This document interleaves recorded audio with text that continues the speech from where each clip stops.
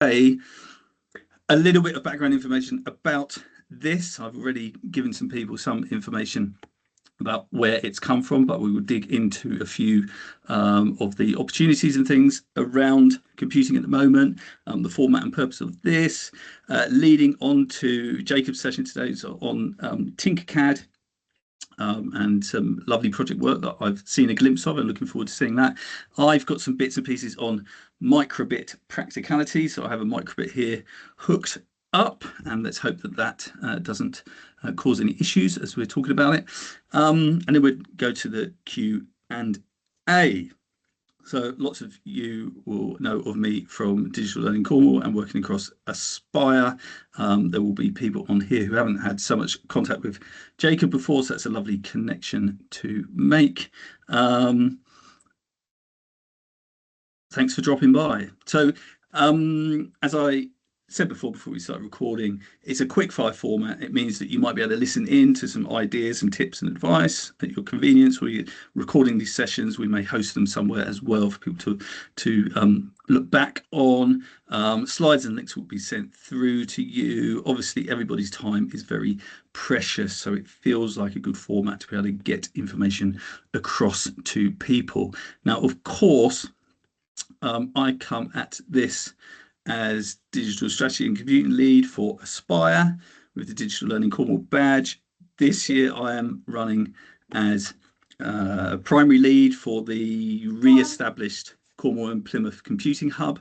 Okay, so I have that connection there, and there's some training bits and pieces going on around that. Jacob, who it's been a pleasure to do lots of bits of work with recently, initially through the Cornwall Council Hub, the compute curriculum cluster. Jacob, I don't know if you want to introduce yourself and say hello to people. Or...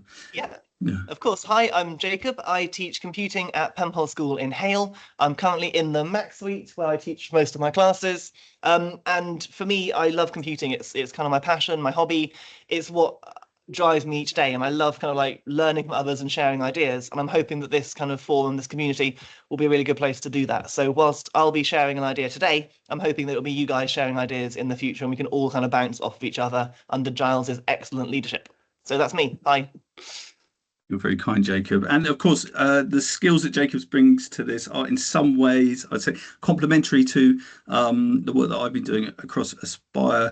Jacob is more focused towards Macs and particularly iPads, which is great. Obviously, I have background in that as well, but verging more towards sort of Chromebooks and web-based things. So there's a nice link there. And of course, nobody can do everything within any of this stuff. So knowledge is power, really, at times. That's for sure, as you sort of navigate through this stuff and try to get it to work in schools. So I'm going to just talk about some of the opportunities that are out there at the moment. You may know about some of these things already, you may not, but I'll just go through some bits and pieces. So the computing hub for Cornwall and Plymouth has been kind of re-established this year and a little bit before this year as well. So that offers free support and training.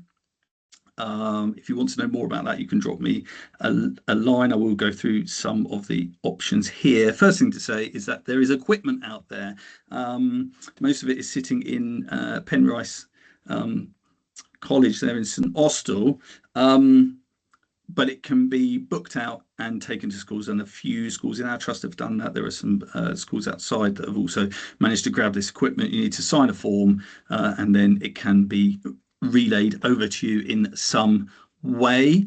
There are B-bots there. There are data loggers there. I dropped those off to a school last week.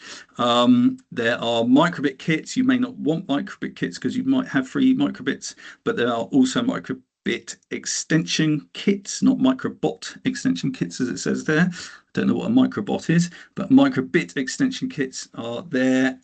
So if you need stuff, it is there, and I would encourage you to do that. Obviously, things like 6 packs of B-bots are particularly useful, precious resources for classrooms. So let's use that best we can with it being there. There are a whole range of CPD opportunities, and in fact, there's lots of online opportunities kind of nationwide. And there are also face-to-face CPD opportunities. I will talk about those just quickly in a moment.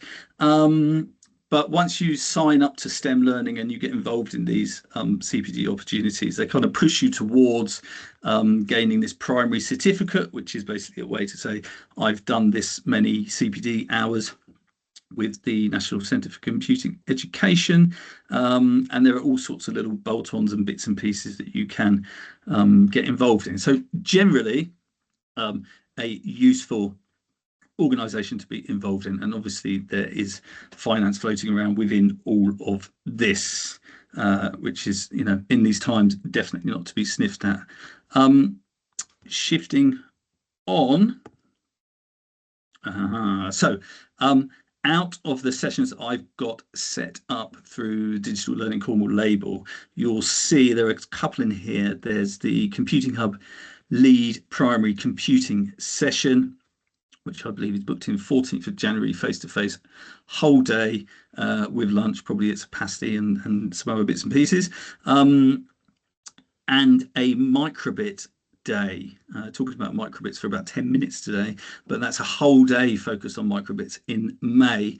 Now, for these dates, if you sign up to them and you are the only teacher in the year to go on one of these courses, then your school gets about 215 maybe pounds to cover supply while you are out of your school on this course. So those two courses have a subsidy attached to them to get you released from school. So that's great, and that's we always talk about that because obviously getting released from school is tough.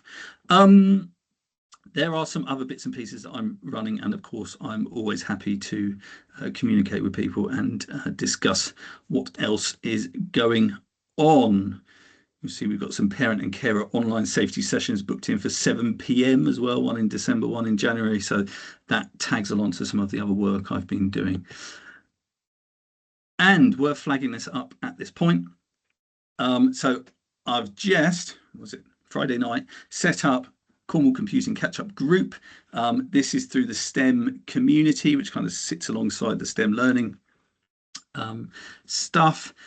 So there is a forum there that could be engaged with, and you know, we've set this up as a way for people to, you know, post their advice, seeking help, whatever it might be.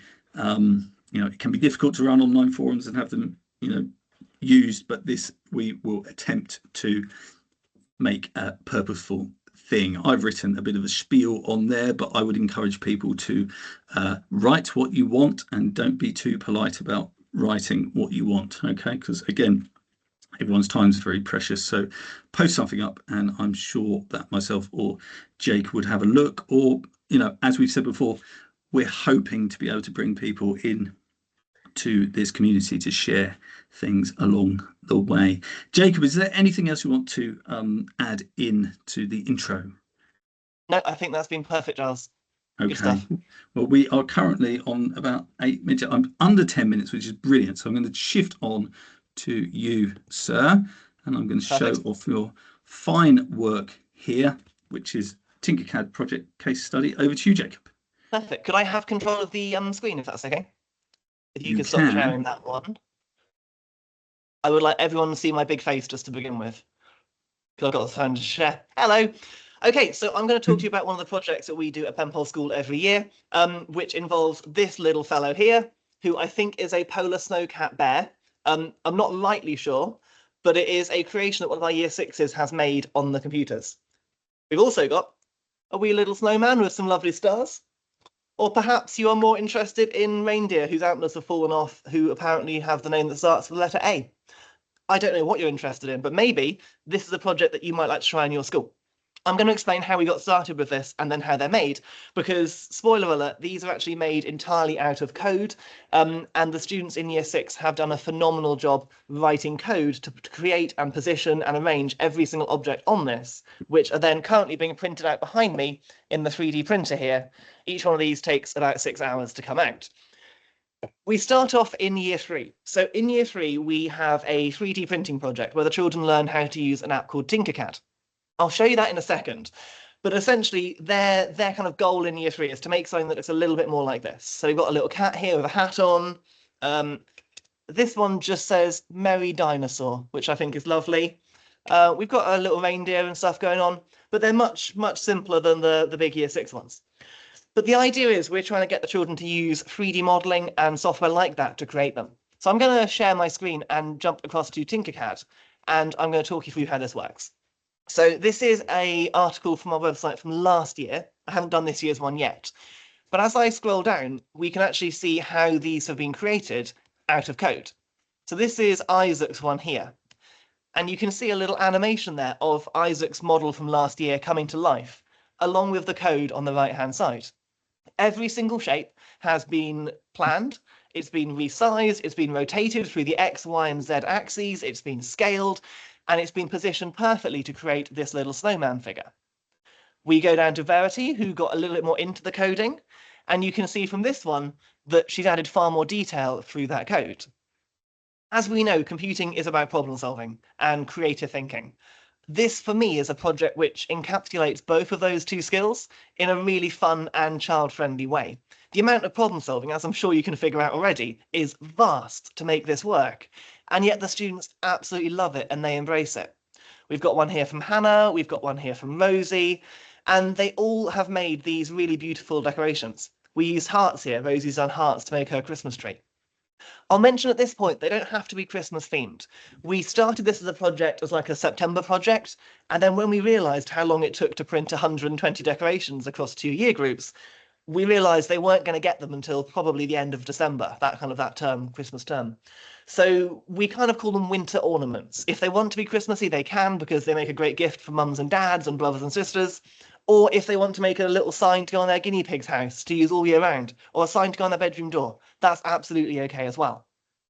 Our year 3 students, they then create things which are a little bit more kind of like simplistic. So these are ones from last year.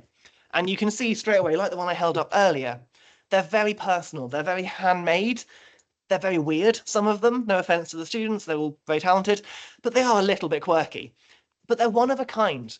So our children go home at the end of the term with a Christmas ornament or a little bedside knick-knack to go on their table that is absolutely one of a kind. No one else has one like this. No one else would probably want one like this, but that's besides the point. So we want to give the children that opportunity to make something on the computer that they can keep and take pride in and keep for years to come. And we do that with Tinkercad. So if you haven't come across Tinkercad before, it's completely free. The whole software is free. And as a teacher, you can create your own teacher account and then set up students really easily. That means that I can have classes. And if I go onto one of my classes, I can then see all of the student projects that they've made within that project here. Look. So I can see all of their different code blocks they've been working on. It's not going to load. But we can then, as a teacher, access all of those files and print them or screenshot them or just print out a picture on a piece of paper. We haven't got to have a 3D printer to make this come to life. Tinkercad is really, really fun. In year 3, the first project we do is to simply create a 3D design. And the idea here is that we want the children to be familiar with using virtual building blocks on screen. So we've got a 3D work plane and we can use our view cube to rotate, okay? And then we can simply grab some shapes and put them on the page and start building. Of course, you can make them bigger and smaller, you can change the color, you can rotate, all of that good stuff that I'm not going to demo now because you computer leads, you can work it out. But we can start building a little bit like with wooden building blocks on this page. We're working with 3D space, we're working with different scales and perspectives, and the children find it really quite exciting, I think. It's a very different way of designing on a computer than making a poster or a PowerPoint deck. It's a half-hour session, right, on computing. So the first kind of activity we do in year 3 is we will always... Oh, sorry, Christine, I think your microphone's on. So thank you, sorry. So the first activity I'll do in year 3 is always the same, and it will be a 2-week set of building challenges. There'll be perhaps 5 challenges per session, and at the end of each challenge, they just start a new page. There's no peril, there's nothing that goes wrong if they haven't finished or it's not perfect. And essentially I'll say to them, right, you've got 7 blocks and you've got 5 minutes, build me a giraffe. Or you've got 8 blocks and you've got 10 minutes, I would like a pizza. And the children have to work out how to combine those shapes, to resize them, recolor them. And it gets them building up a lot of different skills and resilience on the software. If you do this and you're having a bad day and you want to be cheered up, making a rocket out of 3 blocks is always good fun, especially if children don't quite realize what they're doing. It's a little bit funny. But there's a lot of different aspects that we can explore here. And it gets them kind of thinking, okay, I'm going to build fast and quick, but it doesn't have to be perfect. At the end of the day, if it goes wrong, that's okay. That then puts them in a place where they can start building their decorations in year 3, and we can then print them off. With our year 6s, they then come back to it 3 years later, and they use the code blocks editor. This is another built-in tool in Tinkercad, again, completely free, but the code blocks editor is much more like a Scratch style interface in Tinkercad itself. From here, you can see I've got those same shapes, but now when I drag the shapes on, I also have options in terms of their properties, their colors, and I can then use the modify commands to do things like rotating and scaling and moving. It gets a lot more in-depth, a lot more quickly. But the year 6s, they're not fazed by it. They know that they can start creating things, they can run it, and they can see it beside the screen, and they know they can get it printed in real life afterwards. If you're looking at this and thinking, oh, crikey, that looks like fun, but that's terrifying, the first 2 lessons I do with my children with this are exactly the same every year. At the top of our screen, where it says code blocks, we actually have a beginning set of 3 lessons built into Tinkercad. Intro to shapes, moving shapes, and rotating shapes. And if you go on to these, they will give you a step-by-step animated guide. It literally flashes the buttons on the screen, and it will guide the students through those initial steps, that skill building, to get them used to what they're doing. When they've done it, it then moves on to the next stage, and everyone is happy. There's loads of resources built in here, and it does end up with an amazing project at the end. We do it in the winter, it's winter ornaments, but this could be at any time of the year. Roman colosseums, Roman coins, Greek amphitheatres. I can just think of history topics. There's loads of topics in the world. This could apply to any of them. But the last thing is, a 3D printer is very expensive. We are very fortunate here to have a printer that's been lasting for the last 5 years. It's probably going to die at some point. That worries us. I mentioned in one of our Computing Hub meetings last term about the Meet and Code grant and the funding, and there are often different funding schemes available for EdTech and STEM in schools. If you haven't tried it yet, just write down Meet and Code. Meet as in let's meet at the park rather than let's have a leg of lamb for dinner. Meet and Code, and every kind of like September time they give out grants to schools up to £1,200. That's enough to buy a 3D printer and all the resources you need to make this work in your school. Giles, I think I'm on about 9.5 minutes. I'm going to wrap it up there and give you a bit of bonus time. Brilliant. Thank you for the bonus time, Jacob. I'm sure we can come back to that later if we have time. I've certainly got a couple of questions to ask you about that amazing looking project and how we might be able to go forward with it. Also very interesting to hear that those Meet and Code grants appear to be repeated every year. We had a number of schools that seemed to be able to get hold of this funding, a few little niggles along the way, but it seemed to come through in the end. So hopefully we stay on the right side of them for next year. Fingers crossed. Right, I am going to shift on very briefly. The 10 minutes seems like it's a good amount of time, if not a little bit too much. So that's great. That's really cool. Microbit practicalities. I'm going to just go through a few little bits and pieces on here about use of microbits in primary classrooms. The overwhelmingly good news for me about microbits is that they seem to have been very well received in classes. I didn't expect them to be quite so well received. I expected there to be some more speed bumps on the road with use of these devices in classrooms, but there are a few. In fact, there's 2 things here that I'm going to specifically talk about for using them in classrooms. Apologies to people who are well up to speed on these already, but they are major points for smoothing the road with microbits. Again, now just before I move on, I'm going to flag up the fact that there's loads of stuff going on with microbits online. The BBC's got loads of new resources, bits and pieces that get updated. So while we adjusted the Digital Learning Cornwall stuff to work from year 3, 4, 5, 6, if you look at some of the wider resources out there, you suddenly go, oh my word, there's loads of stuff out there, lots of stuff that has video material to introduce it to a class, and then tasks that stem from that video, and you know, lots of it looks like it'd be very, very usable in class. So it feels to me like it's an area that's going to shift in terms of, you know, how it's delivered, different options, different units working well with children. That's very exciting, but it does mean I'm going to have to do some updates at some point, probably sooner rather than later. So you may have seen there was a gladiators themed microbit session, and there's a link to that on this slide. We'll send you the slides out after this. And what's lovely about that is that you can use the videos that are there. There was a live lesson element to it, but you can just use the recorded session that's there with children. And if you don't like gladiators, then sorry, you might not want to use it, but it does appear to be, again, another great resource. And down the bottom there, just some of the bits and pieces that you'll see are floating around on the BBC site and elsewhere. Everyone's trying to get on this microbit train, and it's because they're such amazing brilliant devices. Here's one here. I'll hold it up to my face so that you can see it. Shifting on. So the bits I want to talk about, just very briefly, are on this one pager that I tend to point people towards about these two aspects of working with microbits. Now, this refers to using microbits when they are plugged into a, you know, either a laptop, Chromebook, standard computer of some sort, PC or Mac. For us, it's Chromebooks in Key Stage 2, which it seems to work well with. But this aspect of pairing devices is so important, because actually what the children get stuck on otherwise is downloading the code and trying to drag it onto the microbit device on their Chromebook, which can be a little bit fiddly. You know, that's kind of the worst thing for them. So if you get the microbit paired up, it then, every time you click download, will pull the code down and be straight onto the device for you. The other thing I'm going to talk about is Microbit Classroom, which comes on a bit later in children's development of coding with microbits and some of the more advanced projects. But if you are heading that way, you know, year 5, year 6, and you've got some code that's quite advanced, if you use Microbit Classroom as a teacher, you're going to save yourself a lot of time and effort.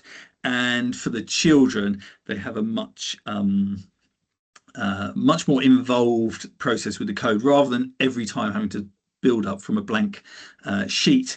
You can give them a load of code to start with, ask them to do something with it, and you can see all of the code that all of the different children have produced. So you've got a very nice evidencing situation there, should you wish to grab all of their code and do something with it later. So a couple of really essential aspects to microbits. And the lovely thing about microbits is that whoever's designing this stuff on the web has a fairly decent understanding of the fact that you need to be able to get to it, log in and crack on, rather than be stuck in endless login processes or whatever it might be. So I'm going to stop sharing from there, and I'm going to share over to my screen on here, where I'm quickly going to jump over to the Make Code editor.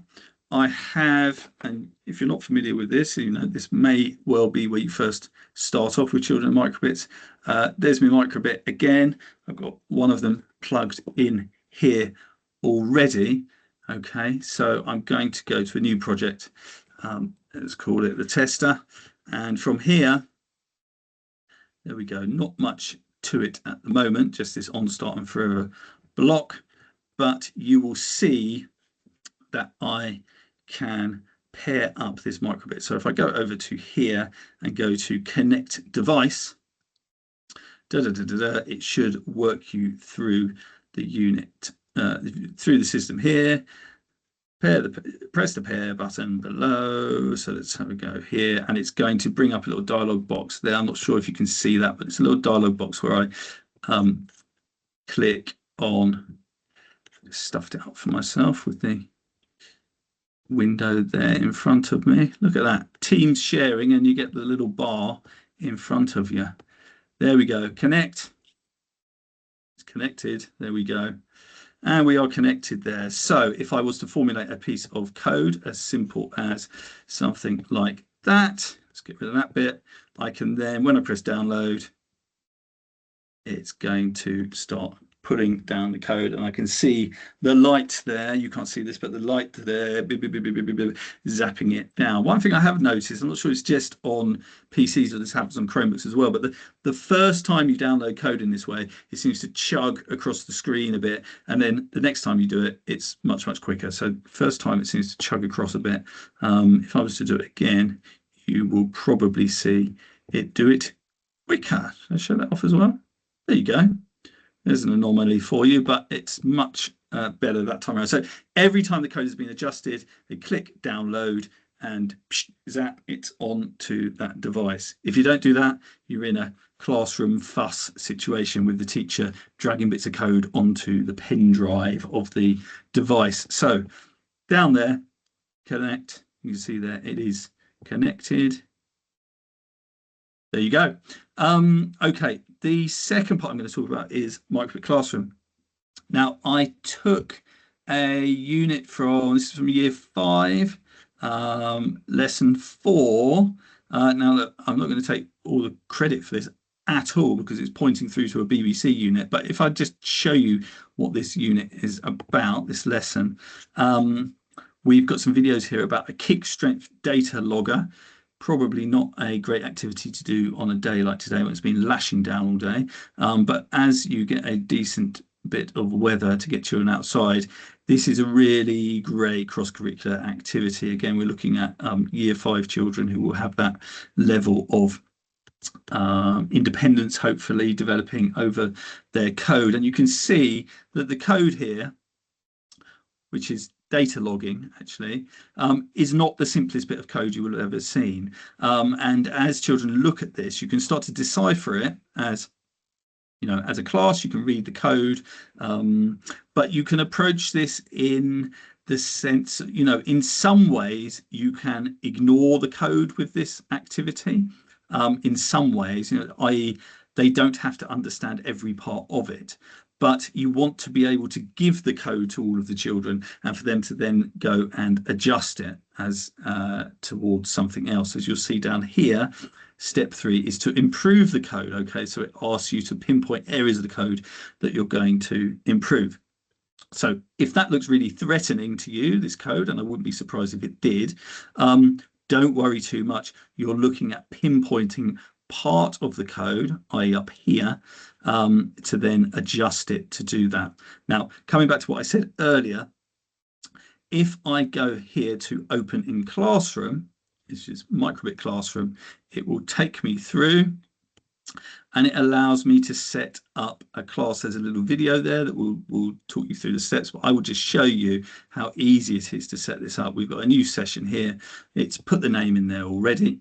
We're using make code, and here you'll see it's the completed project code, but actually I want that code to be here because in this circumstance, I want the children to get the code and use the things as the kick measuring data monitor. Okay, I want them to take this code and I want them to modify it. Okay, so I'm not so interested in getting them to spend however long it would take to find the code, drag the bits from the menu and reconstruct this code and probably have loads of mistakes in there along the way that you'd have to work out. I want to give them all that code. So I'm going to press this button, copy completed code. Should see that appear up there. And you'll see this is now the starter code. All right, so that is the starter code. So when they join this session in Microbit Classroom, that's what they're going to get. Okay, so immediately you are jumping forwards to somewhere better. If I start the session, you'll see that you get a number of options here. There's the code up here. As children join, you'll see them come in on the left. You'll see you've got an invite link. I can copy the invite link and then I could put it in something like Google Classroom for them to click on or whatever you might be using. And then the children click on the link and you'll see their names all appear. So you've got that brilliant interface for managing their code, giving them code, allowing them to then download it onto their microbits and use it for its purpose, but then go back in and adjust. And if we went on, you would see that we can see all of the children's code build up as well. You can get children to join from here as well if you want. Okay, so it gives them this classroom name and a password, so they could join just by going there. If you've got a way to chuck a link over to them, though, that is definitely the best way to go. And at that point, I'm going to come back to you guys. I definitely did need the 10 minutes there. I'm going to stop sharing there, and I'm going to start sharing here. And I'm going back over here. I'm resuming. So there we go. Now, just to round up, I guess at this point, I'm going to shift on to here where we're going to stop recording, or possibly we could keep recording. And then if people want us to stop recording, we could stop recording and then talk. Do you see what I mean? Maybe someone will say something incredibly fascinating and interesting and worth recording. Or maybe when we stop recording, then people will start speaking more. I hope that this is, I hope that this format potentially has use for building up this community. And as we said at the beginning, we don't want this to just be about me and Jacob talking at you and getting things. We really want to encourage people to share important bits and pieces going on in their schools around this curriculum area.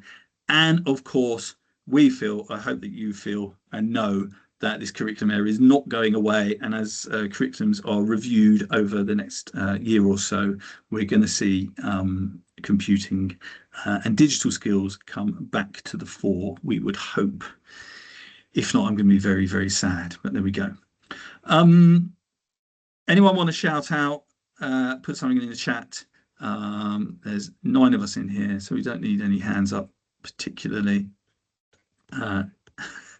Or just leave us hanging in cyberspace in the Teams meet in that awkward way that can happen. Giles, while people are thinking about their excellent questions to ask, and I'm hoping they're thinking about something, are we going to be sharing the videos of this on the forum page that you're sharing there now? Is that where people can go to find those 10-minute chunks in the future? We may be able to post links to them there. Yep. I think we discussed posting them on the DL Cornwall page at some point as way, but open to ideas around that. I think it's definitely worth posting them in some way. I think we've got some decent little 10 minutes there. I think that's worthwhile. Sarah Henning, thanks so much for joining as well. Yes, so I'm sorry to say that those parent online sessions are for the moment just for Aspire schools. I am talking to some schools out of Aspire about it, but for the moment that is just open to Aspire schools because it's a bit of a pilot initiative that we're taking feedback on along the way. However, Sarah Henning, I would be more than happy to talk to you at another point about that initiative and how it's working for us. There's a couple of schools outside of Aspire that I'm sort of, interested to speak with regarding the way they're tackling that area. I can send over some bits to you otherwise if you like. Let me just put my email address in there for anyone outside of Aspire who's on here. Yeah, I'm interested in keeping that open outside of this as well. Let's go for, I'm going to stop recording here. I don't know if it puts anyone off, but